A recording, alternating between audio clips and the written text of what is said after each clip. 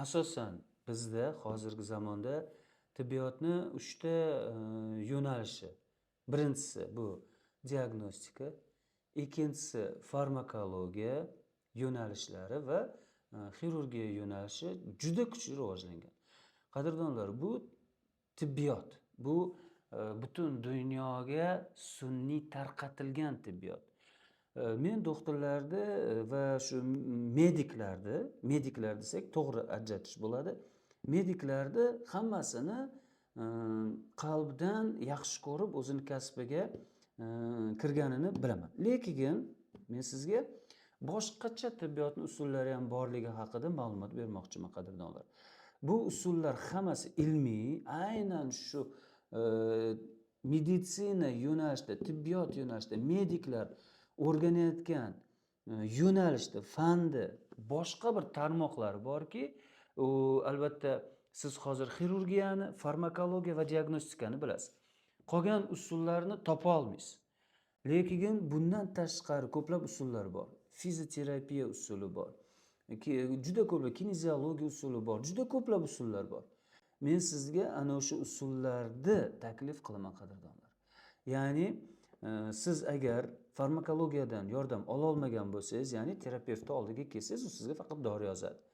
Har qanday doktorning oldiga borsangiz, birinchi o'rinda sizga dori yozadi. Ikkinchi o'rinda xirurgiya nazначенияsi bo'ladi. Xirurgga borishingiz kerak, xirurgsiz davolash kerak yoki farmakologiya. Boshqacha yo'nalishlardan ma'lumotingiz bo'lsa yoki bilsangiz, tabriklayman. Demak, siz yaxshi bir mutaxassisga uchragan bo'lishingiz mumkin. Qolgan yo'nalishlar bu meditsinaga kirmaydi. Buni o'zingiz bilasiz. Nega va nima uchun buni tagida qanaqa masalalar yotganini juda yaxshi bilasiz. Lekin men sizni boshqacha usulga, dori-darmon iste'mol qilmasdan va hech qanaqangi apparatlarsiz, hech qanaqangi dorisiz sizni miyangizga quyib tashlashgan, qadrdonlar. Dori bo'lmasa odam tuzalmaydi, apparat bir joyinga tegmasa tuzalmaydi. Lekin men boshqacha yo'nalishni tushuntirib berishim mumkin. Odamning hujayrasini ichida DNK bor. DNKning ichida o'zini o'zi tiklash mexanizmi bor. Agar DNKning ichida o'zini o'zi tiklash mexanizmi ishlamasa, hujayrada o'zini o'zi tiklash mexanizmi ishlamasa, eng zo'r dorilaringiz ham, eng zo'r apparatlaringiz ham, lazerni xirurgiyada ishlatadigan apparatingiz ham hech narsa qila olmaydi, qadrdonlar. Nega hujayrangiz ichidagi DNKning ichidagi programmalar boshqacha ishlayapti? Ya'ni o'zini o'zi o'ldirish programmasi ishlayapti. Nega? Nega autoimmun kasalliklarni hozir hech kim davolay olmayapti? Nega autoimmun kasalliklarda na farmakologiya, na xirurgiya davolayapti? Chunki bu odamni ichki holatiga tegishli masala. Ko'pchilik kasalliklarning sababi ongda yotibdi deysiz. Hozir har qanday diagnostikani o'tganingizdan keyin meni holatim mana shunday ekan. Sababi nima desangiz, ular sababini aytishmaydi. Aytishadi stressdan, ya'ni sizni ongingizdan. Demak, qadrdonlar, men sizni ongingiz bilan ishlashga men 20 yildan mana shu yo'nalishda ishlayman. Butun imkoni bo'lgan hamma kitoblarni o'qib chiqqanman, qo'limdan kelganicha va yana hozir o'qishdaman. Va iloji boricha odamlarga har kuni mana shu yo'nalishlarni o'rtoqlashaman. Xudoning qudrati bilan cheksiz odamlar yordam olyapti, qadrdonlar. Ko'plab odamlar tuzala olmagan kasalliklardan tuzalyapti. Men hech qanday apparat tavsiya qilmayman sizga. Hech qanday dori-pori ichirmayman.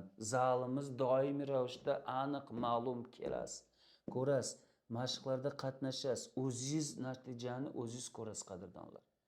Demak, men sizni zamonaviy meditsina bo'lgan, butun dunyoda rivojlanayotgan, Amerika, Yevropalarda muhim ahamiyatga ega bo'lgan, kuchli rivojlangan meditsinaga taklif qilaman. Ya'ni odamni o'zi ongi bilan ichki mexanizmlarni ishga tushirish orqali o'zini o'zi tez sog'lomlashtirish va doimiy ravishda sog'lom yurish. Men sizga kasalligingizni ushlab turish, kasalligim yomon bo'lib ketmasligini ushlab turishni tavsiya qilmayman. Men sizga simptomatik lecheniya tavsiya qilmayman. Men sizga to'la-to'kis tuzalishni tavsiya qilaman. Albatta, bu sizni ongingizga, sizni tushunchangizga sig'mashi mumkin. Albatta, bu men aytayotgan taklif tibbiyot uchun juda katta konkurensiya. Bundan katta foyda topayotgan odamlar uchun konkurensiya. Ular albatta buni tan olmaydi. Lekin katta professorlar buni isbotlab bergan. U doktorlar tan olmasligi ularni bilimini pastligini belgisi, qadrdonlar. Lekin katta professorlar, butun dunyoda tan olingan professorlar men sizga tavsiya qilmoqchi bo'lgan yo'nalishni tan olgan. Xohlasangiz o'sha professorlarni har birini keltirib berishim mumkin. Demak, qadrdonlar, men sizni mashg'ulotlarga taklif qilaman. Keling, ko'ring, narxi unaqa qimmat emas.